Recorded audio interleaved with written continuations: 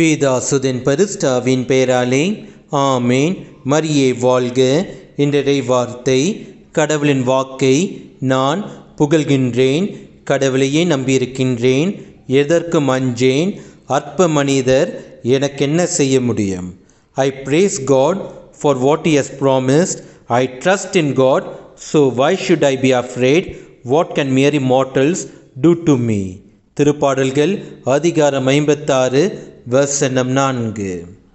விசுவாசத்தினால் நீதிமான் பிழைப்பான், விசுவாசியே படராதே. ஆம், அன்புமிக்க சகோதர சகோதரிகளே, கடவுள் இயேசு கிறிஸ்துவின் மீது உண்மையான விசுவாசம் இருக்க வேண்டும். விசுவாசம் இருந்தால் இந்த மனிதரால் அந்த மனிதரால் எனக்கு தீங்கு நேரிடுமோ என்ற அச்சம் இருக்காது. பில்லி சூனியம், செய்வினை, மாந்திரிகம் போன்ற பயங்கள் நம்மிடம் இருக்காது. கடவுள் இயேசு கிறிஸ்து இறைவார்த்தை நம்மிலிருந்து நமக்கு வாழ்க்கையில் நம்பிக்கை அளித்து நம்மை திறம்பட செயல்படக்கூடிய ஆற்றலை நமக்கு அளிக்கும். இயேசுவுக்கே புகழ். மரியே வாழ்க. ஆமேன்.